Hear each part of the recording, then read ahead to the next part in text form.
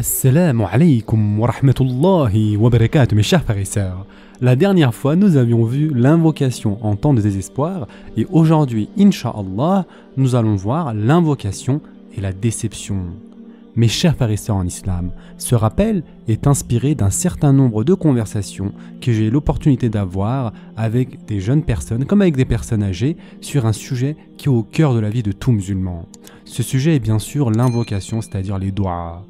Beaucoup de personnes viennent et disent « Je fais tellement de doigts parce qu'il y a une chose que j'essaye d'obtenir. » En général, quand c'est un jeune homme, c'est une fille qu'il veut épouser, ou un travail qu'il recherche, ou qu'il veut obtenir, ou un statut social qu'il veut atteindre. S'il s'agit d'une personne un peu plus âgée, c'est parfois des invocations afin que leurs enfants soient bien guidés. Malheureusement, et c'est souvent le cas, leurs enfants sont devenus rebelles, ils ne prient plus, ils n'écoutent plus leurs parents, et la mère vient en pleurant et elle dit « Je fais beaucoup de doigts pour mon fils, j'en fais depuis des années, mais rien ne change. Les choses ne s'améliorent pas, au contraire elles empirent. Qu'est-ce que je suis supposé faire? Pourquoi Allah Azza wa Jal ne répond pas à mes invocations ?» Il y a des gens qui viennent et qui disent aussi « J'ai été malade et je suis de plus en plus malade. J'ai même fait la Umrah et je suis allé au Hajj et j'ai fait doua au Haram. Et je suis allé à Masjid al-Nabawi, je fais des doua au milieu de la nuit et je prie toute la nuit. Mais mes doua ne reçoivent pas de réponse. Que suis-je censé faire ?» Et puis, il y a des gens qui disent « Je faisais beaucoup de doua, je priais beaucoup. » Et d'ailleurs, il y a même des personnes qui disent « J'avais un examen très difficile qui m'attendait et je n'étais pas du genre à prier ou faire des doigts, mais j'ai décidé que j'allais essayer cette fois-ci, que j'allais faire beaucoup de doigts pour cet examen et j'ai même prié. Et tout cela, ce sont deux choses que je ne fais jamais. J'ai prié pendant 10 minutes entières et cependant, j'ai échoué à mon examen. Maintenant, je ne prie plus parce que je n'ai pas obtenu ce que je voulais, ce que je recherchais. » Après beaucoup de conversations de ce type, mes chers frères et sœurs en islam, l'analyse que l'on peut faire, c'est qu'il existe en fait une réelle confusion dans notre communauté sur ce que signifie réellement l'invocation, c'est-à-dire la doua. Qu'est-ce que cela signifie vraiment? Que nous demandons quelque chose à Allah Azza wa Jal. De quelle position demandons-nous aussi? C'est important de le savoir. Est-ce que demander à Allah Azza wa Jal revient à demander à nos parents ou à quelqu'un d'autre? Si ce n'est pas pareil, en quoi cela est-il différent? À quoi sommes-nous censés nous attendre lorsque nous faisons doua à Allah Azza wa Jal? Il semble y avoir donc parmi les musulmans moyens beaucoup de confusion à ce propos, de cette chose très simple et très fondamentale en même temps, d'autant plus que les invocations font partie du centre de notre religion.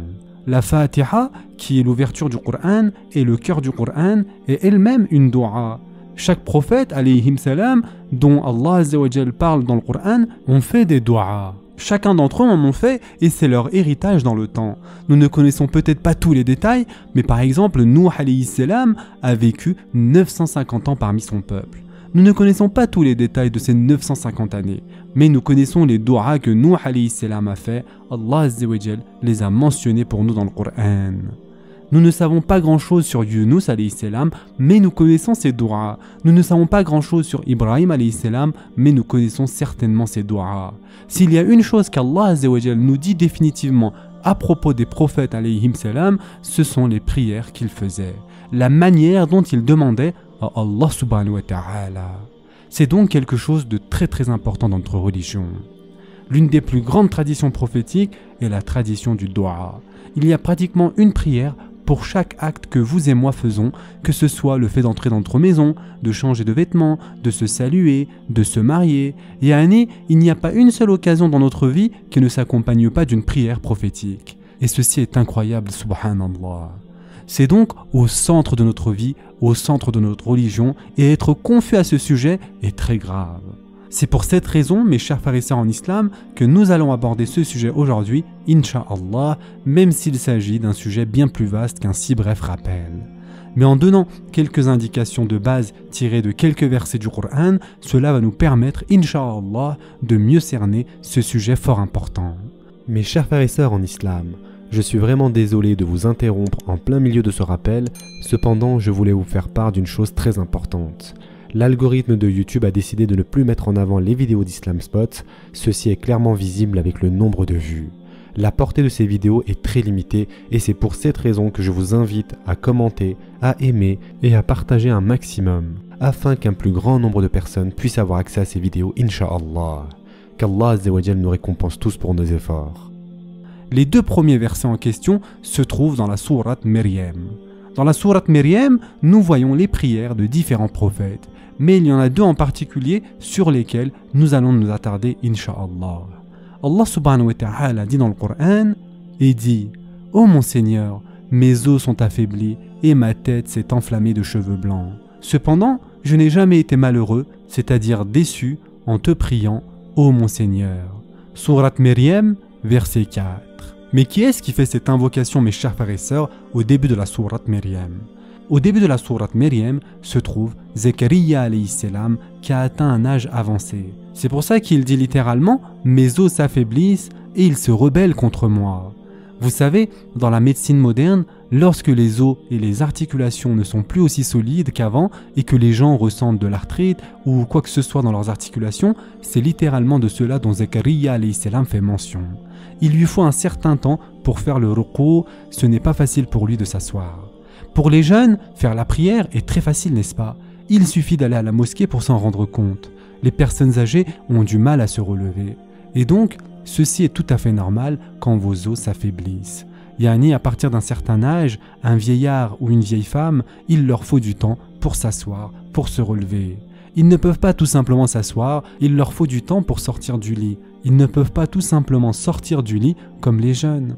Certains jeunes tombent même du lit puis se relèvent sans problème. Mais lorsqu'une personne âgée dont les os sont devenus très fragiles tombe, ils finissent aux urgences. Et cela peut devenir très grave pour eux.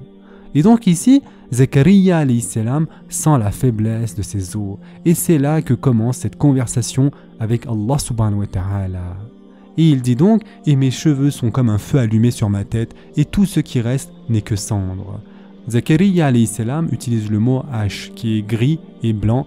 Alors il regarde sa tête et dit « Avant ma tête était noire, et maintenant elle est juste blanche, c'est tout ce qui reste. » Et il y a un dicton en arabe qui dit « Shaybuken a'ik » Lorsque nos cheveux deviennent de plus en plus gris ou de plus en plus blancs, c'est l'alarme de notre mort. Et d'ailleurs, un cheveu gris, ça n'existe pas, d'accord?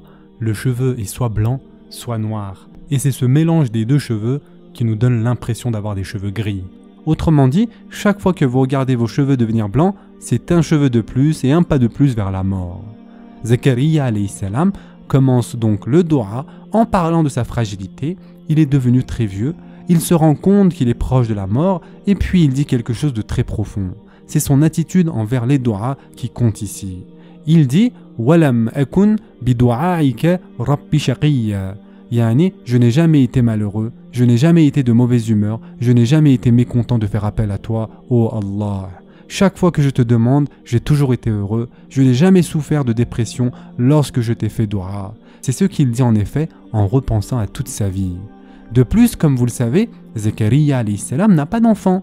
Zakaria alayhi salam est vieux, il a les cheveux gris maintenant, il est sur le point de mourir, ses os sont fragiles, et l'une des choses les plus tristes dans la vie d'un vieil homme, c'est qu'il n'a personne pour porter son nom après sa mort.